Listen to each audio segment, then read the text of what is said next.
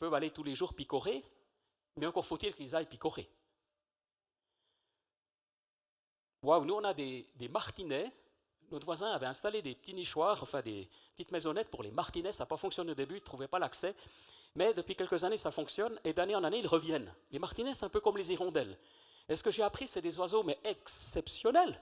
C'est des oiseaux qui peuvent ne pas se poser pendant plusieurs mois. Ils mangent, ils volent, ils dorment en volant. Tout se passe en l'air. C'est là encore un mystère.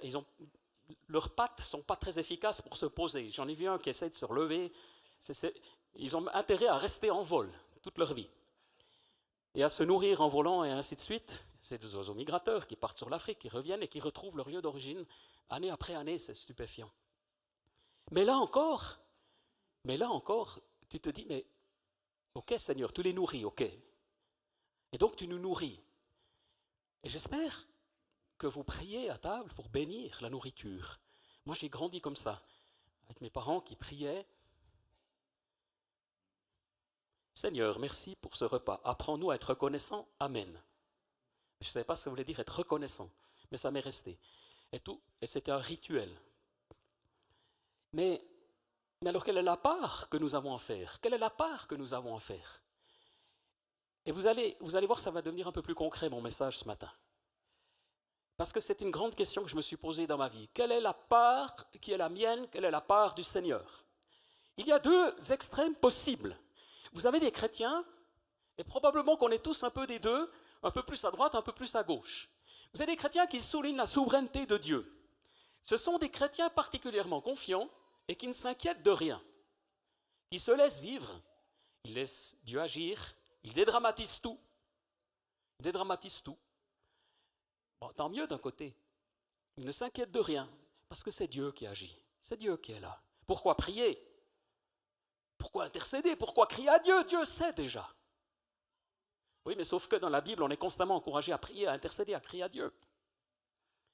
Et puis vous avez les autres chrétiens, hyperactifs, qui savent que rien ne se passe si tu n'agis pas. Dieu, il attend ton action. Si tu n'agis pas, rien ne se passe. Si tu n'obéis pas, si tu n'agis pas, si tu n'exerces pas ta foi, si tu ne chasses pas les démons, si tu ne guéris pas les malades, ça ne va pas se passer. Mais qui a raison? Et Harris a donné un excellent message la semaine passée aussi où il posait une question essentielle et il disait mais choisis ta difficulté. Et j'aimais bien cette idée que la vie chrétienne n'est pas nécessairement plus facile que la vie non chrétienne. Elle est source de bénédiction, elle est source de grâce, elle est source de la faveur de Dieu. Mais dans les deux cas, que tu marches avec Dieu ou sans Dieu, il y a des combats, il y a des luttes, il y a du travail, d'une façon ou d'une autre. Et je me pose cette question par rapport à ma propre vie, par rapport à ta propre vie, par rapport aux luttes qui sont les tiennes. Tu as des objectifs peut-être, tu as peut-être des défauts de caractère, tu as peut-être ou certainement peut-être des addictions, des attitudes que tu aimerais changer, transformer, voire être transformé. Tu te dis, mais comment? Quelle est ma part? Plus j'essaye. Arrêtez de boire. Certains ont un problème avec l'alcool. Se sont convertis, sont passés par le baptême, ont reçu la prière, la guérison intérieure, et pourtant le combat reste. Pour certains, le combat continue. Mais pourquoi? Est-ce que c'est un manque de discipline? Alors de nouveau, vous avez les chrétiens hyperactifs qui diront oui, c'est un manque de discipline. Parce que si tu choisissais un style de vie différent, c'est certain, tu t'en sortirais plus rapidement. Et puis il y a les autres qui diront c'est la grâce de Dieu. Dieu va agir. Parce que plus tu te fixes sur ce combat, plus tu es obsédé par le combat, plus c'est compliqué. La psychologie nous dit ça d'ailleurs. L'apôtre Paul, que citait Harris la semaine passée de Romains 7, dit la même chose. Mais plus j'ai envie de changer, moins j'y arrive. Romains 7. Il y a cette loi qui me dit ce qui est bien, mais plus j'essaye, plus c'est compliqué. Et tu essayes de perdre du poids, et plus tu y penses, plus la nourriture est là,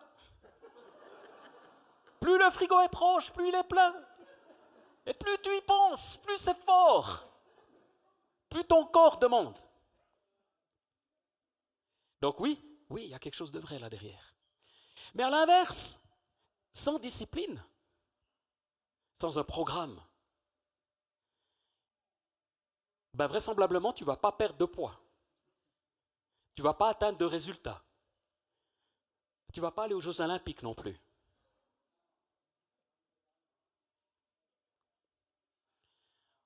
On a un ami dans la famille qui habite Chaux-de-Fonds, hockeyeur. Il était hockeyeur professionnel. Et puis un jour, je lui dis, mais attends, t'es hockeyeur professionnel à la Chaux-de-Fonds? Oui, ouais. Il a une septantaine d'années. Puis je lui dis, mais alors, t'as joué en Liga? Oui, je joue en Liga. Ouais. Je dis, oui, mais alors si tu étais à Chaux-de-Fonds, tu joues en Liga. Mais alors, t'as joué des matchs aussi en équipe suisse? Oui, j'ai joué en équipe suisse. Je dis, oui, mais en équipe suisse? Dans l'équipe suisse? Oui, j'ai joué en équipe suisse. Je dis, oui, mais l'équipe suisse, elle n'allait pas aux Jeux Olympiques? Oui, je suis allé 2 fois aux Jeux Olympiques. Oh, ok, d'accord. Ça fait des années qu'on se connaissait, mais je n'ai jamais rien dit. Très suisse. Très, très suisse. Tourner la page, une autre vie. Revenons sur cette idée. Mais quelle est la clé au changement dans nos vies? Parce que la psychologie, elle révèle cette même ambivalence. Saint Augustin disait, l'homme, par le péché originel, a perdu l'usage du libre arbitre. Il disait en latin, liberté perdue, liberté nulle. Seule la grâce octroyée gratuitement par Dieu peut accomplir l'œuvre du salut. Saint Augustin, un homme de Dieu remarquable qui a inspiré les réformateurs, par la suite, quelques centaines d'années plus tard, 1000 ans plus tard, le célèbre Martin Luther, pas Martin Luther King, mais le vrai, enfin à l'origine, Martin Luther, celui d'Allemagne. Martin Luther est un réformateur. En 1517, il va afficher 95 thèses en Allemagne pour dénoncer les dérives catholiques ou de l'Église catholique de l'époque. Je n'entre pas dans les détails, mais c'est le début de la réforme, c'est le début de la réformation. C'est le début d'une transformation profonde, avec l'idée de revenir au vrai salut qui n'est possible que par la grâce de Dieu, par le cadeau immérité de la faveur divine. Amen. Et il se fonde sur la parole de Dieu, sur l'épître aux Romains. Le juste vivra par la foi. Il découvre ces réalités progressivement. Quelque temps plus tard, il est convoqué par l'empereur. C'est l'époque de l'Empire romain germanique qui domine sur l'Europe. Un puissant empire. Et on le somme de se rétracter et de revenir sur le droit chemin. Lui, il veut transformer l'Église catholique. Il veut faire revenir cette Église à la vérité, au salut, non par les œuvres, mais par la grâce de Dieu, non par des pèlerinages, mais par la grâce de Dieu, non par toutes sortes de pratiques, des indulgences qu'on pratiquait. Ouais, par exemple, c'était intéressant si tu étais riche et que tu voulais une bonne place au ciel et que tu savais, forcément, tu vas passer quelque temps au purgatoire. On avait inventé le purgatoire entre le ciel et l'enfer. Un concept assez intéressant en soi. Parce que ça permettait en fait à chaque chrétien d'être sûr d'être un jour au paradis. Après un certain nombre de mois ou d'années de souffrance au purgatoire, de purification. Purgatoire, purifié. Et ce que tu pouvais faire, c'était additionner des pèlerinages qui allaient te permettre de gagner des indulgences, de gagner, si tu veux, des faveurs de la part du Père Céleste. Et du coup, ton temps au purgatoire serait plus court, n'est-ce pas? Alors, les riches avaient trouvé encore une autre astuce, c'est qu'ils payaient des gens pauvres pour faire le pèlerinage à leur place. Ça marchait aussi. Donc si tu as de l'argent, tu as une belle propriété, tu es un comte, un duc, je ne sais pas, un prince, tu payes des pèlerins qui vont pèleriner pour toi. Et puis du coup, toi quand tu mourras, certes tu iras au purgatoire, mais moins longtemps. Bref. Et tout ça, Martin Luther le dénonce, fondé sur la parole de Dieu, comme des hérésies, comme des dérives graves. Et par là-dessus, il est excommunié. Il est mis au banc de l'Empire. Ça signifie que n'importe qui, toi et moi, nous pouvons, si nous rencontrons Martin Luther, il ne faut pas se tromper, mais on peut le supprimer sans conséquence. Donc on a le droit, n'importe qui a le droit de le supprimer, d'attenter à sa vie et vraiment de le tuer. Ça, c'est être mis au banc de l'Empire. Alors que se passe-t-il? J'arrive au bout de mon histoire.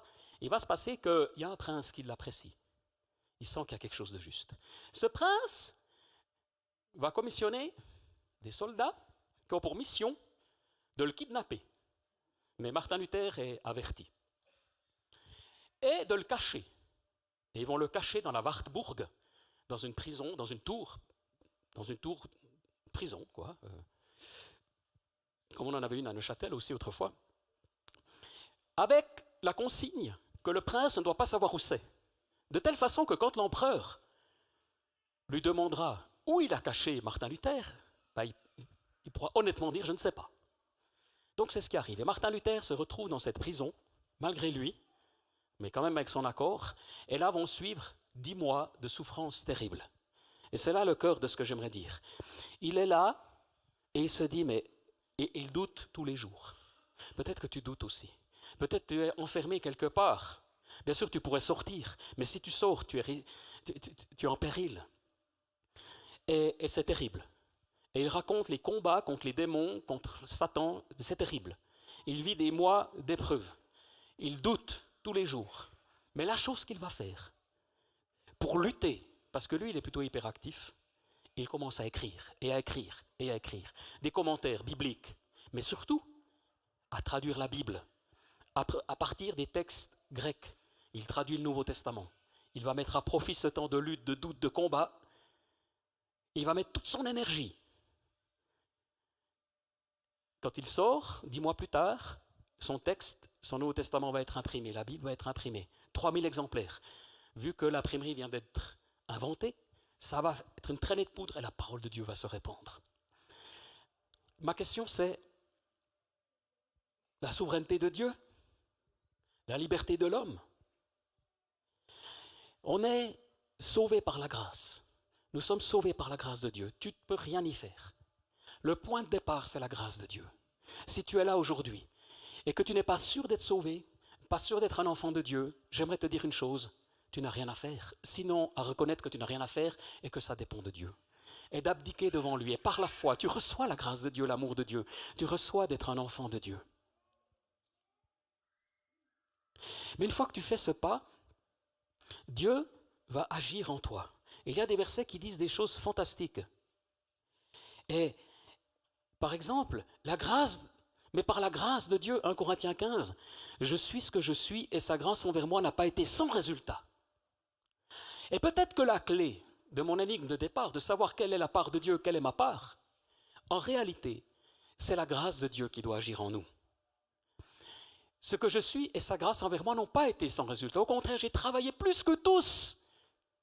Mais, non pas moi toutefois, mais la grâce de Dieu qui est avec moi. Et quand vous avez un sens de la responsabilité professionnelle, familiale, spirituelle, vous êtes dans un ministère, vous avez compris, vous allez vous investir, vous allez vous engager, vous allez tout donner, parce que c'est en vous. Mais la grande question que je me suis posée ces dernières années, est-ce que c'est mes tripes, est-ce que ce sont qu'est-ce qui m'anime? Est-ce que c'est véritablement la grâce de Dieu qui est ce moteur en moi? D'où vient ma force? Le risque des premiers qui comptent sur la souveraineté de Dieu, qui sont plutôt de tendance inactive, passive, c'est passer à côté de sa destinée. Le risque aussi, c'est que tu portes peu de fruits. Et puis finalement, tu as un désespoir pour les leaders. Parce que tu n'es pas très... Voilà, tu es là de temps en temps. Mais un service minimal. De toute façon, Dieu m'aime. Mais le risque des hyperactifs, c'est l'épuisement, le burn-out. Fonctionner sans vivre et même perdre le sens de la grâce. Et peut-être qu'on est tous un peu des deux par les moments de nos vies. Peut-être même au sein d'une même semaine. J'aimerais te dire une chose, c'est que la clé, c'est que cette grâce de Dieu qui nous sauve, Dieu va continuer d'agir. Il y a un terme, 1 Corinthiens 3,9. 1 Corinthiens 3,9, et c'est ce que j'aimerais vivre.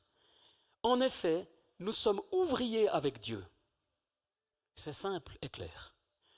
1 Corinthiens 3,9. Nous sommes ouvriers avec Dieu. Nous sommes collaborateurs. Nous sommes ouvriers avec Dieu. Vous êtes le champ de Dieu, la construction de Dieu. Et le terme grec, c'est collaborateur. Synergoi, qui a donné synergie. Il y a donc une synergie que Dieu souhaite entre toi et lui. Et moi, j'ai envie d'entrer dans cette synergie. Et vous avez de nouveau des chrétiens qui vous diront « Oh, il faut écouter le Saint-Esprit, il faut écouter le Saint-Esprit, il faut écouter le Saint-Esprit. » Amen. Puis d'autres vous diront « Il y a un malade. Guéris-le au nom de Jésus. Comme nous disait Werner Lehmann la semaine passée. Mais qui a raison? Est-ce qu'il faut plutôt écouter ou est-ce qu'il faut plutôt agir?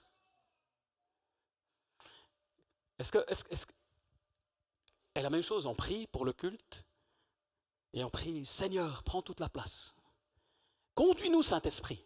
Mais en même temps, on a préparé le message, on a préparé les chants de louange, on a préparé un programme pour les enfants. Est-ce que c'est faux? Est-ce qu'on devrait laisser toute la spontanéité?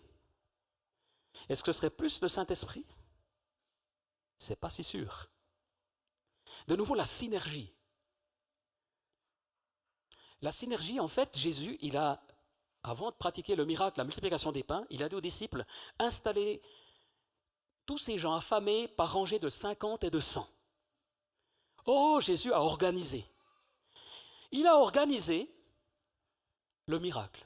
Et le miracle s'est produit. Mais quel désordre ça aurait été? Les gens se seraient précipités sur les pains et les poissons. J'ai vu ça une fois, je l'ai peut-être déjà dit, mais c'était à la Migros, ici au centre-ville, à Neuchâtel, il y avait une distribution autour de Noël gratuite, de nourriture gratuite, mais les gens se précipitaient. C'était le désordre. Et là, Jésus organise. À la Pentecôte, ensuite, 5000 chrétiens, nouveaux disciples. Et dans Acte 6, on met en place une organisation minimale pour permettre que personne ne soit négligé. On a donc une synergie entre l'organisation humaine et l'action du Saint-Esprit. Alors certains diront, parce qu'ils ont compris la chose, oui, mais est-ce que ton organisation, elle est inspirée du Saint-Esprit? Et là, ça devient un peu plus subtil. Donc, ce n'est pas oui et non, donc les gens ont compris.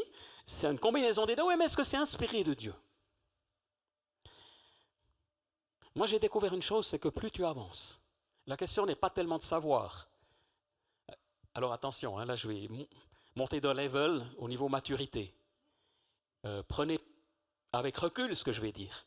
Mais d'une certaine façon, la question n'est pas tellement de savoir où tu habites. Est-ce que tu vas habiter Neuchâtel, Yverdon, Bienne ou Fribourg ou Morat, La Chaux-de-Fonds ou le Locle ou tel village ou le Val de... Peut-être que ce n'est pas si important finalement. Seigneur, montre-moi où je dois habiter. Et peut-être que tu hésites. Est-ce que c'est là que je dois travailler, continuer, tenir ou quitter, aller ailleurs? Et peut-être que ce n'est pas si important. Oh, croyez-moi, je suis le premier à prier parce que je n'ai pas envie d'être dans l'erreur. Je suis le premier à demander au Seigneur, montre-moi si c'est juste ou pas, mais bien sûr. Mais en même temps, je suis convaincu que ce qui compte encore plus que ça, c'est cette grâce de Dieu qui agit à travers moi. Et que j'habite à Chul, tu sais où c'est? À Champion, à Gampelen, à Gals, où les impôts sont un petit peu plus bas. Mais il y a plus de brouillard. Où est-ce que tu habites? Dans les hauts, mais à un moment donné, oui, c'est bien. Oui, Dieu te conduit. Mais ce qu'il aimerait, c'est ton cœur.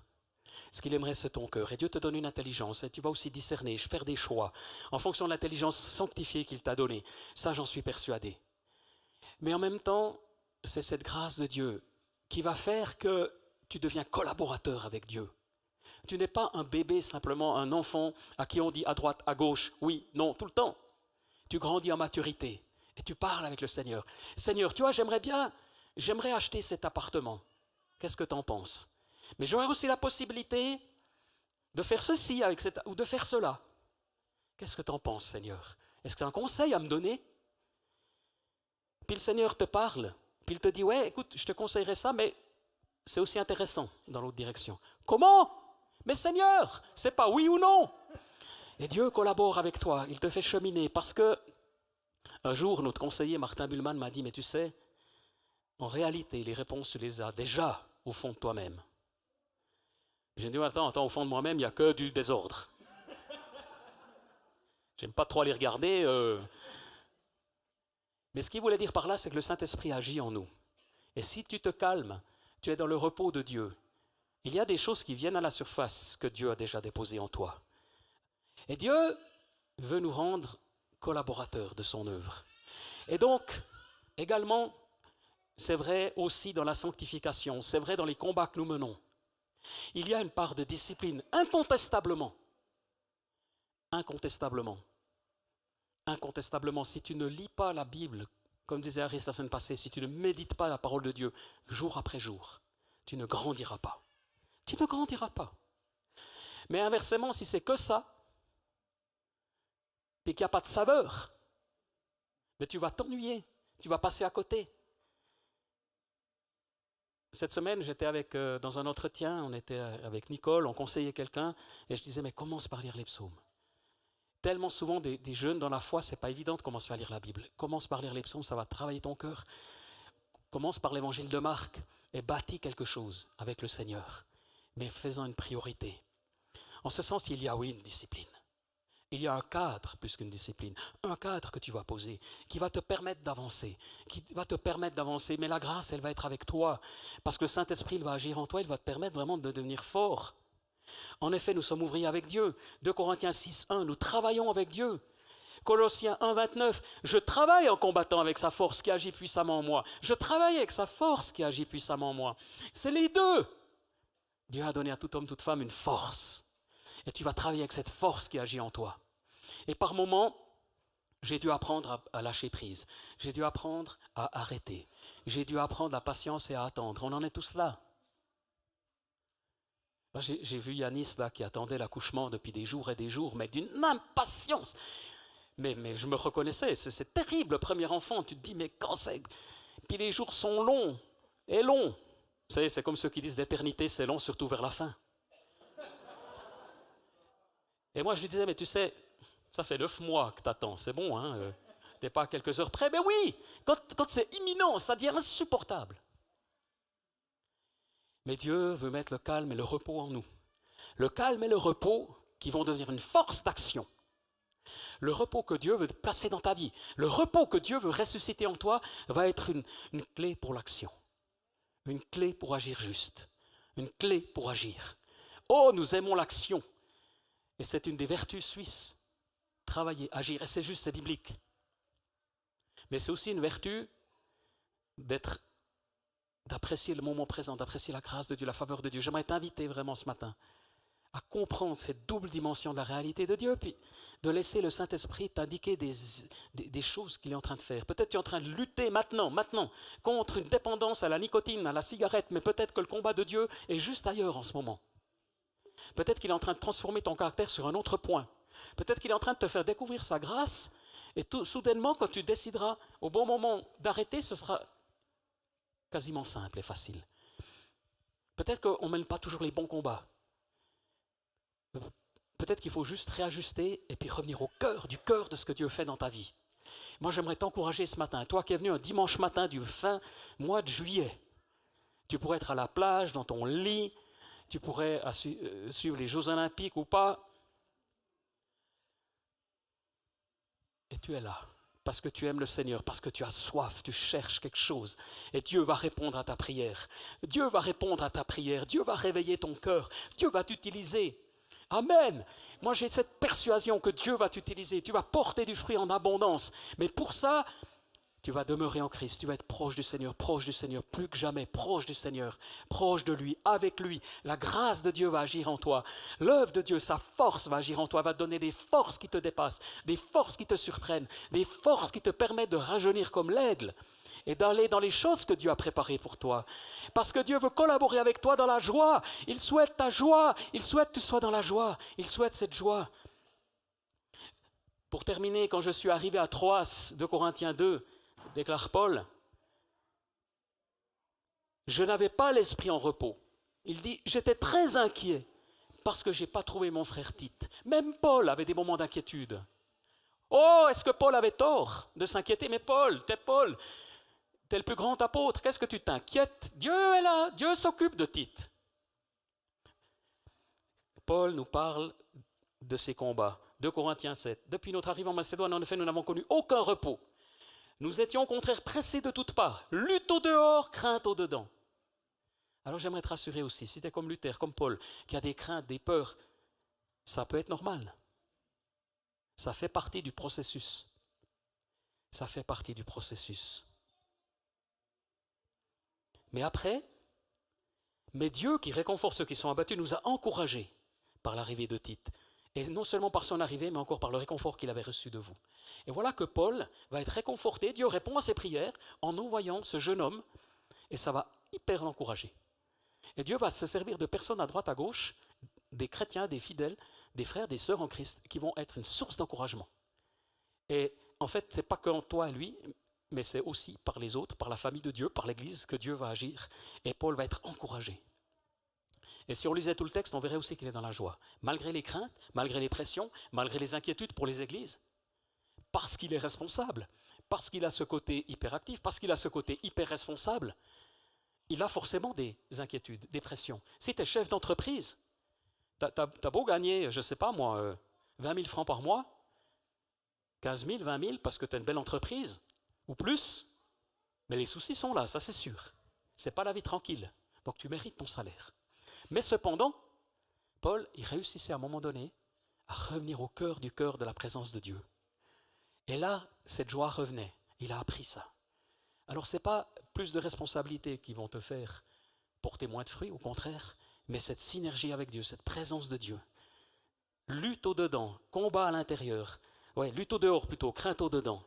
Mais Dieu l'a réconforté. Oui, il y a des combats, oui, il y a des luttes, oui, il y a des luttes, oui, il y a des combats, oui, il y a des maladies, oui, il y a des choses difficiles. Oui, tout ça fait partie de la vie, y compris si tu es chrétien. Mais Dieu va t'aider, Dieu va être là. Et toi, tu vas trouver des réponses de sa part, un encouragement de la grâce divine, la puissance de Dieu, l'onction de Dieu va agir et va te permettre de traverser ces moments difficiles et tu vas en sortir vainqueur, plus fort qu'avant et avec des réponses à donner à d'autres parce que tu auras été un exemple avec lui. Et tu vas être capable de compter sur la souveraineté de Dieu et tu vas être capable d'agir. Tu vas être capable de faire confiance à Dieu et tu vas être capable de mettre ta foi en action. Tu vas être capable d'être dans le repos et tu vas être capable d'agir. Tu vas être capable de compter sur Dieu qui te nourrit, mais parce que tu es agriculteur, tu vas cultiver la terre et tu ne vas pas attendre paressement que ça pousse n'importe comment. Parce que tu sais que oui, Dieu te nourrit. Oui, Dieu te nourrit. Mais il te nourrit parce que tu as travaillé avec lui, dans sa présence. Il y a cette synergie mystérieuse parce que Dieu est le centre. Oh, je vous invite à prier en restant assis parce qu'il fait quand même chaud un peu. Et puis après, avec la louange, on va pouvoir se relever. Enfin, moi j'ai chaud, je ne sais pas si vous. Seigneur, merci parce que tu es là. Et j'aimerais adresser un bref appel. Si quelqu'un est ici ce matin et que tu n'as pas encore fait cette rencontre personnelle avec Jésus-Christ, que tu ne l'as pas encore reçu comme ton Sauveur et Seigneur, que tu n'as pas encore la conviction d'être pardonné de tous tes péchés, que si tu mourais, tu n'irais pas au purgatoire, ni en enfer, mais Dieu veut que tu ailles dans sa présence, que la Bible appelle paradis. Si tu es là ce matin, j'ai à cœur de prier pour toi. Alors je t'invite simplement à lever ta main là où tu es. Dimanche passé, 2 personnes ont levé la main de cette manière-là.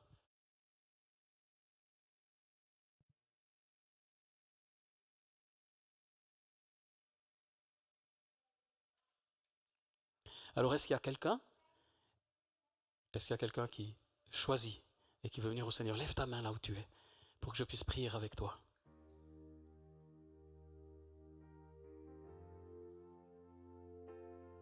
Seigneur, merci pour ta faveur, pour ta présence.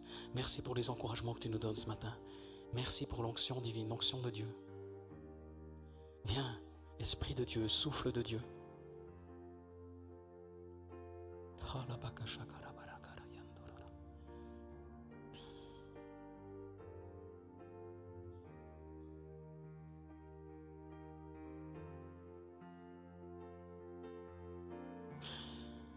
Encore une fois, si tu es là ce matin, et que tu sens vraiment dans ton cœur, il y a un combat, et Dieu t'appelle à venir à lui, tu doutes encore, mais c'est maintenant ton heure, c'est maintenant ton jour.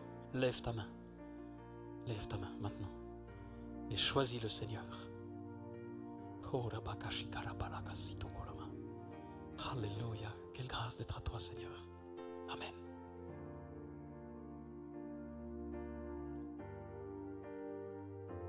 Je sens qu'il y a une personne qui est habillée en rouge. Elle est assise dans son salon. Et en fait, tu regardes ce culte en différé. Et le Seigneur te dit, je te vois. Je te connais par ton nom. Et tu t'attends pas à ça. Mais tu regardes tes habits et tu vois que tu es en rouge. Et c'est à toi qu'il parle. et tu es seul, tu as été comme abandonné, trahi, et le Seigneur veut te dire que lui ne t'a pas abandonné, qu'il t'aime. Il t'invite à le rechercher, à lire sa parole. Lis les psaumes, lis l'évangile de Marc, comme il a été dit tout à l'heure. Et connais Dieu. Il veut se laisser faire connaître par toi. Il veut se révéler à toi. Et maintenant, il y a comme quelque chose qui brûle dans ton cœur. Tu dis, c'est pas possible, c'est moi. Le Seigneur dit, oui, c'est toi. Je t'aime. Je t'invite vraiment à juste ouvrir ton cœur et à répondre à Jésus qui te tend la main et qui te dit, viens dans ma présence. Je t'entoure maintenant de ta présence, de ma présence. Le Saint-Esprit te couvre de sa gloire. Et si tu es pas bien, si tu es malade, si tu es désespéré, tu sens qu'il y a quelque chose qui est en train de se changer dans tes pensées, dans ton cœur, il y a un espoir qui vient, il y a un feu qui commence à brûler, parce que Dieu est près de toi, parce qu'il t'a choisi pour des choses que tu ne peux pas imaginer, avec une vie avec lui incroyable. Alors ouvre ton cœur et dis, je veux te suivre, Jésus. Je veux te suivre. Et commence à marcher avec lui.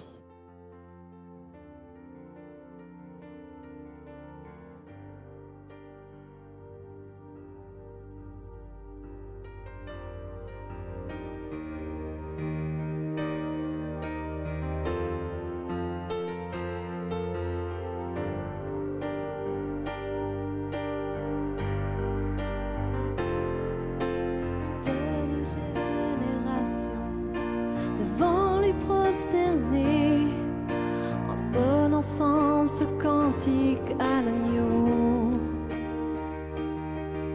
Ceux qui nous ont précédés et ceux qui nous suivront entonnèront ce cantique à l'agneau.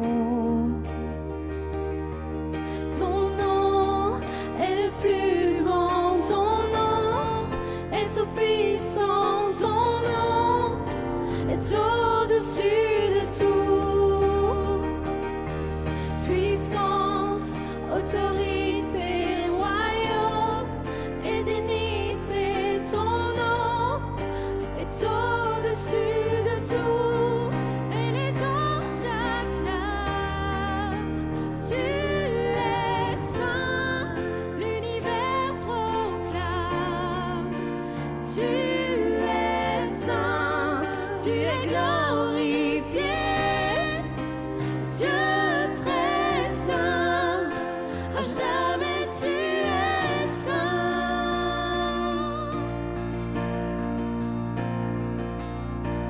Vous qui l'a pardonné, vous qui l'a racheté, venez chanter ce cantique à l'agneau.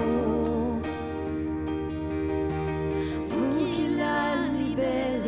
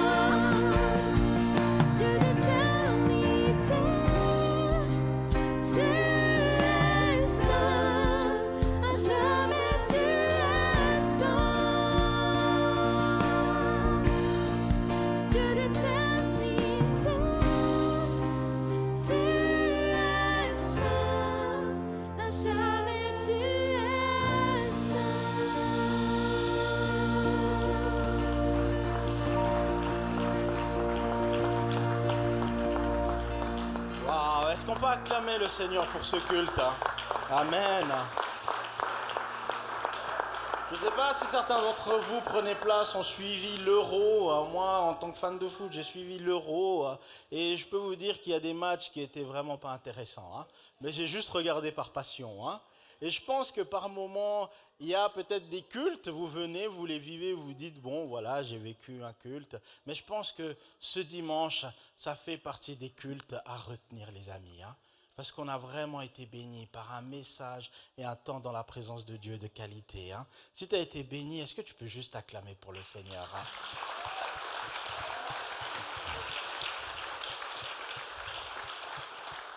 Olivier, tu nous as pondu une masterclass. Je ne sais pas si tu as changé ton petit déj. Peut-être maintenant tu prends peut-être des miel pops à la place des chocs à pic. Garde cette formule, hein, parce que c'était vraiment un message de ouf. Hein. Des petites annonces. Avant de clôturer ce culte, on va parler du week-end d'église, les amis. Hein. Qui se réjouit de vivre ce week-end d'église? Vous pouvez trouver juste à côté de vos sièges, il y a les flyers. Donc, ça ne vous donne aucune excuse pour ne pas vous inscrire. À l'intérieur, vous avez un QR code à travers l'application Church Center, ou bien vous pouvez aller tout simplement aussi sur le site ou écrire également un mail à camp@centredevie.ch.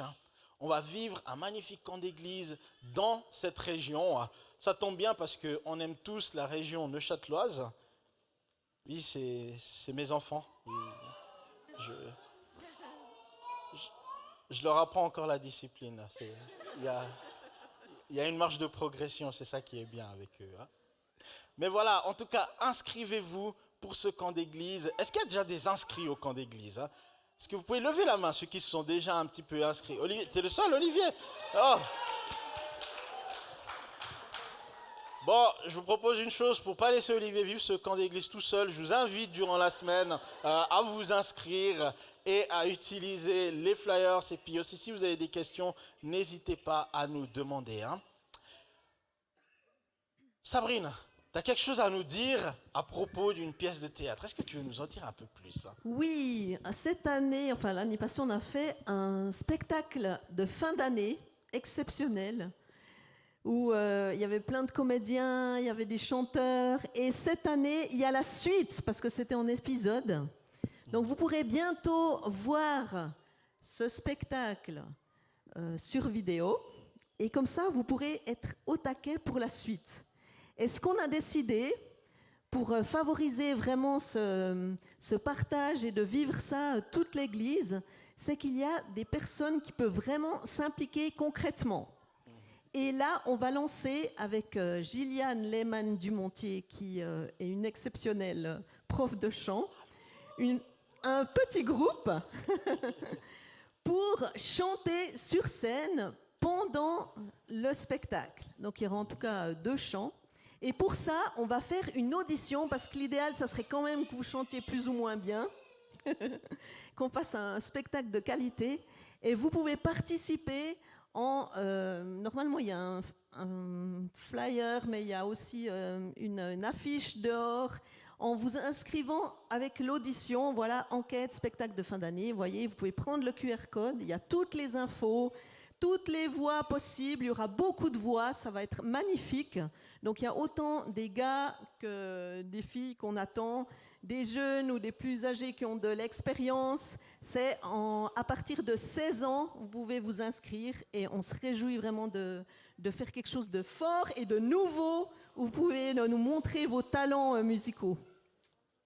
Est-ce qu'il y a de la place aussi pour des voix qui ne sont pas très bonnes, tu vois? Parce que moi j'ai la voix, mais je ne suis pas sûr d'être très bon. Est-ce qu'il y a de la Alors place justement, tu peux aller essayer de trouver une voix qui te correspond, tu la prends, en tout cas la première minute, Okay. et tu viens à l'audition où on t'écoutera avec Gilliane, et puis on verra si tu es béni des dieux.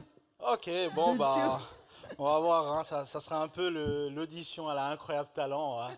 Vous avez un buzzer ou... Parce que... Non, Ah, ok, pas de buzzer. Hein. Bon, tant mieux. C'est par la grâce de Dieu que vous allez me prendre, c'est ça. Et...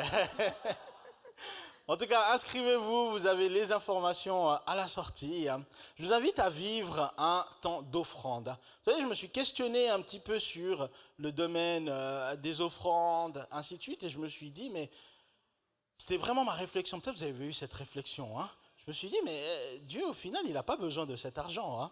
Dieu, il n'a pas besoin de cet argent. Et pourquoi est-ce qu'on vit ce genre de moment Et ma réflexion, elle est venue sur, à l'époque où je faisais encore du foot, on faisait une épreuve aérobique qui s'appelait le va-et-val. Ça veut dire que ça testait nos capacités aérobiques.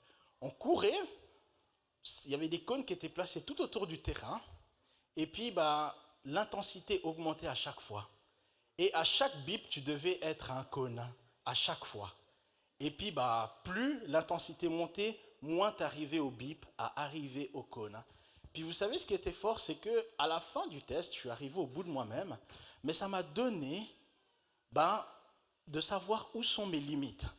Et je pense que la générosité, Dieu l'utilise pour ça. Parce que nous pouvons prétendre que nous sommes généreux, mais c'est l'action qui montre si vraiment nous sommes généreux. Je peux prétendre que je suis très bon en endurance, mais ce test révèle ma véritable capacité.